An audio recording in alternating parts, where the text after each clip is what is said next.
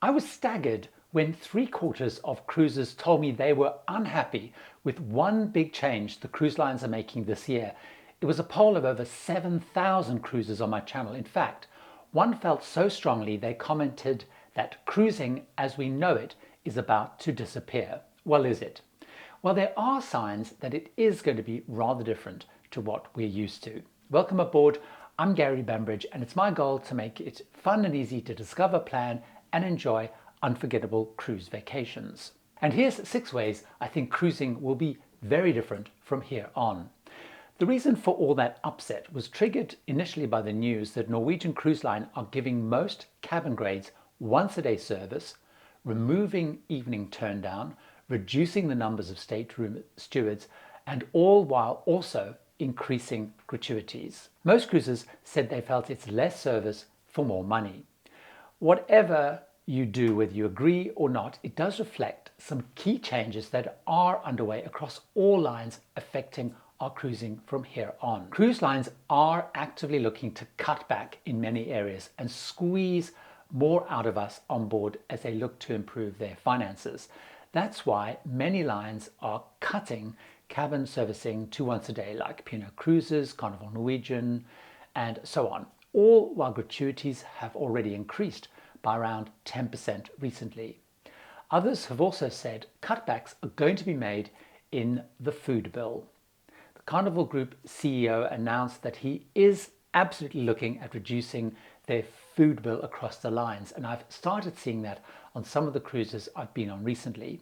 I actually spoke about smaller menus in a recent Majestic Princess cruise video on the Holland America Koningsdam trip I'm just back from. There were upcharges for lobster and steak in the main dining room, and now there were charges if I wanted to order an extra main course in the specialty dining restaurants. Just as I was preparing this, both Royal Caribbean and Carnival increased drinks, packages, Wi-Fi, and specialty dining costs. Another thing that I spotted with drinks packages is on some lines, they've increased the price of some individual drinks, especially cocktails, so they fall out of the drinks package limit. For example, on my recent Holland America cruise, if you had the drinks package, cruisers I often saw had to pay the difference between the drink package maximum drink limit and the actual cost of a growing number of cocktails on board. I think we should expect other cutbacks and upcharges moving in across the year. I do think, though, that despite these increases and cutbacks adding to the cost of our cruises and perhaps reducing the value from before, cruising is still a good value as a vacation for this year and next, considering what is still included. As also land-based travel is also getting much pricier too. One way cruising will change this year is a policy change, as Barb, a big follower of the channel, discovered when her and her husband caught COVID on a recent Queen Victoria cruise, and they had to isolate within their cabin. Unlike when shutdown ended, most cruise lines no longer offer future cruise credit for days that anyone must isolate on board, nor will they cover any post-cruise arrangements these days. So we have to have our own insurance to cover this, and we then have to claim from our own provider. All Barb actually got was a letter confirming that they had COVID, and they had to go to the insurer to basically get compensation and so on. I noticed, for example, on my upcoming Region 7 Seas Navigator cruise to the Caribbean, that in their terms and conditions, they will only give future cruise credit if I get COVID and have to isolate if I have proof of an independent negative COVID test before boarding. So while onboard rules have pretty much been lifted, COVID may still affect cruising, so you do need to be ready. So for example, while making this and preparing for this, some lines reintroduced pre-cruise COVID test requirements for anyone having recently been in China or with Chinese passports. Now that may be a thing of the past by the time you watch this, but shows how we all need to be aware rules may change at very short notice. Another area that may affect, as it's already affected me in 2023, are new ship delays. Many ships that were due to come into service have been pushed back. Cunard Queen Anne, which was due to come into service roughly at the end of 2023, had to cancel all their cruises, including mine that I was booked on, right through to May 2024, they're only coming to service. Carnival Jubilee delayed from October to December 2023.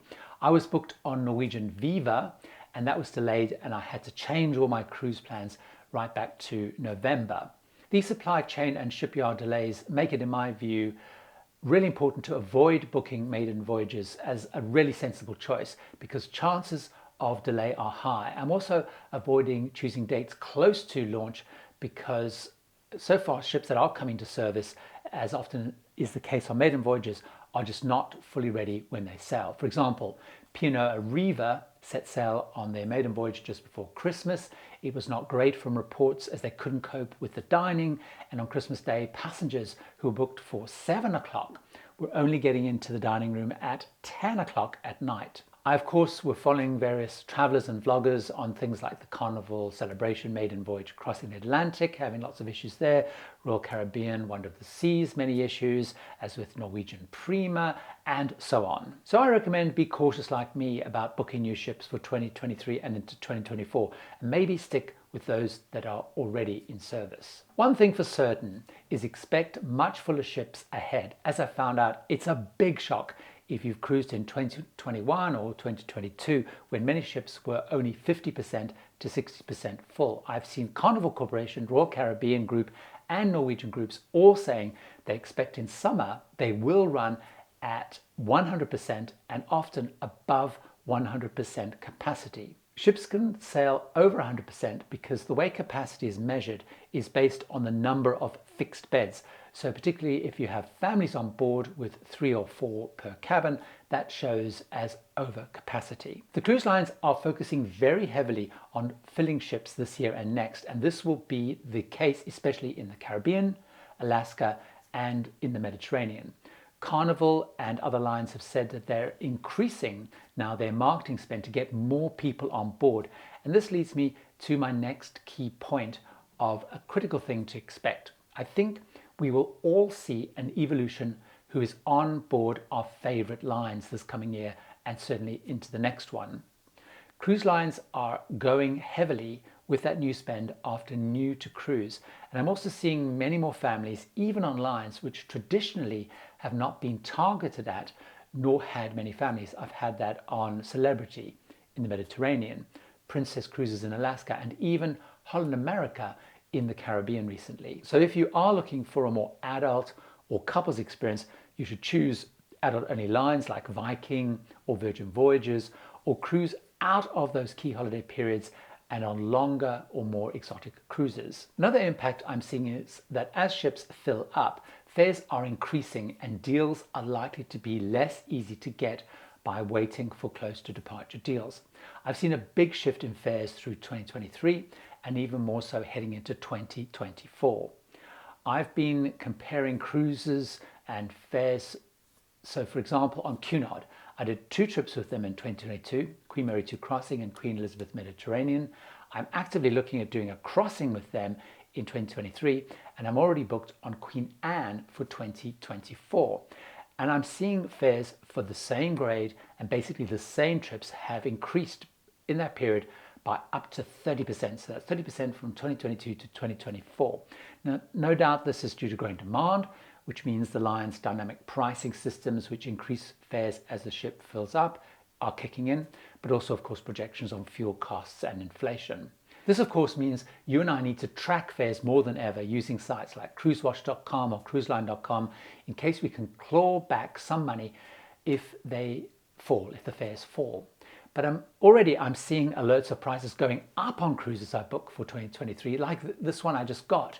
A big change from the constant alerts saying prices were going down for those cruises that I had in 2022 when I actually got money back a couple of times. I think we're also less likely to get deals by waiting and booking later in the year and next year. So I'm planning much further ahead than ever for this, and certainly for next year. And I'm nabbing now attractive deals at launch of itineraries before it looks like fares are just going to keep drifting upwards. One positive upside this year and next is world is opening again to cruising. So even places like Japan are back on and world cruises are running again. And so excitedly, my cruise around Japan is back on, which I'm very excited about. And some of the more exotic cruises I've got planned are also going to be going now. though of course Baltic cruises look set to exclude Russia for at least 2023 and I think likely beyond. We can go to many more places than we had perhaps hoped we would do as we look ahead. If you found this interesting, why not watch this video and get some cruise insider tips on how to book getting the best fare possible these days, which as I said is becoming more difficult. See you over there.